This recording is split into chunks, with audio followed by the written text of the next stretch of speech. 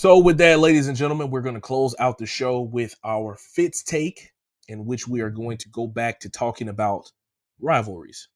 Uh, Over the weekend, during rivalry weekend in the college football world, I believe it was a fight during the Michigan Ohio State game, the North Carolina State UNC game, the Arkansas Missouri game, which I don't even think they real rivals, but they fought, the Auburn Alabama game, Notre Dame USC game, Arizona State, Arizona, Florida State, where Mike Norvell was on Billy, Texas A&M, and Texas. So that's 8 fights that happened during all these games, whether it was planting a flag or somebody said something wrong. There was fights going on everywhere. Um, but rivalries make sports so great. Like, just as much as we would like to root for a team, you need something to root against. You know what I mean?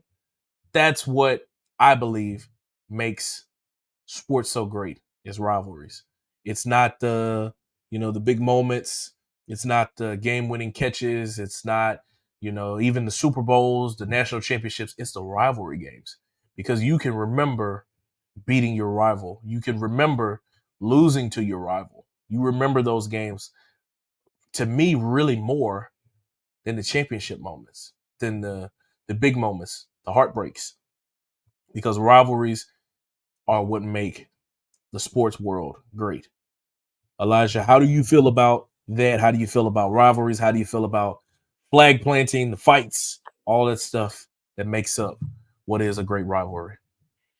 Flag planting, I really don't. I don't care about. I think that if you won, you should be able to do it. Sorry, I mean I know that's disrespectful to be on somebody's 50, but you guys know that if one game is going to happen throughout the year, that game will happen. If you guys know where the most trash talk is going to happen, that game. I mean, Auburn, Alabama, you can see that. Michigan, Ohio State, you'll see that. LSU and you can say LSU and Arkansas. You can say LSU and Alabama. It's going to happen.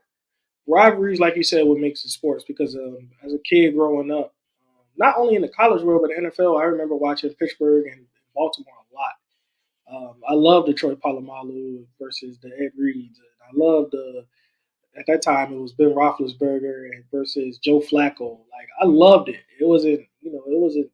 You expected a low scoring 9-6 game, 17-9 game. Like you expected it because of how the teams played. So, like you said, rivalries make the sport. They're gonna see each other, and in college world, it happens at the end after Thanksgiving, after they got full of turkey. They want to release some of that anger, but I enjoy it, man. It's like to me, um, you look forward to this stuff because it's nothing for not only bragging rights for the players that play, but bragging rights for the fans. I mean, for example, Grambling and Southern. Now, don't get me wrong, Grambling and Southern game. Southern wins that game on Saturday, but to be honest, a lot of people just want that game out of all the games in the world for bragging rights. Southern's going to be like, I went to Southern. Grambling, I'm like, I went to Grambling. Yeah. That's how it goes. I mean, it's no harsh feelings until they start to squabble around and start to fight after games. But fans really just go out there just for bragging rights for that year. Next year, it's a whole new slate.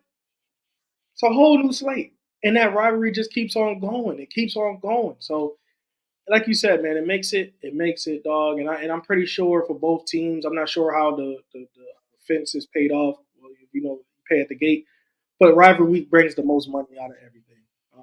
Because if you're gonna bank on one time that your stadium is gonna fill, it's gonna be during that week. It's gonna be during that week.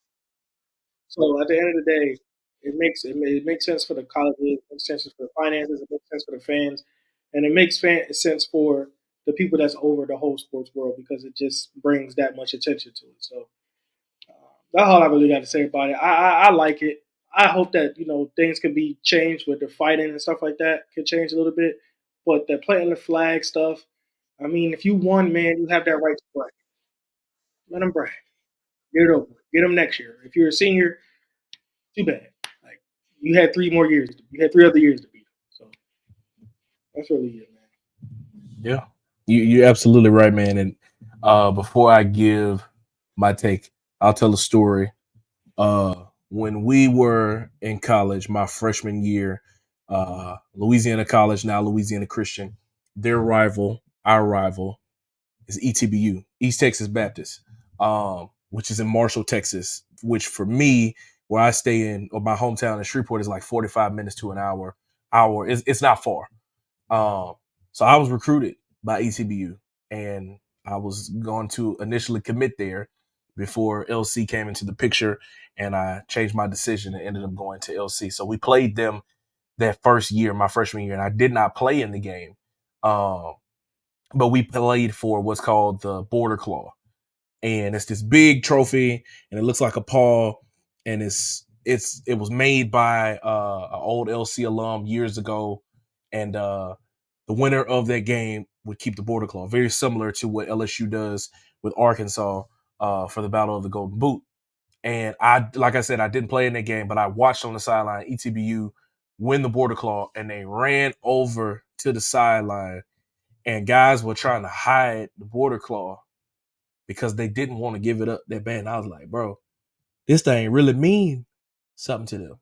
Like, it just means more. No pun to the SEC, but it means so much more during rivalry week. Whether it's the bragging rights, whether it's the scenes on the field, whether it's the dislike between the players, all of those things are what makes the sports world so great.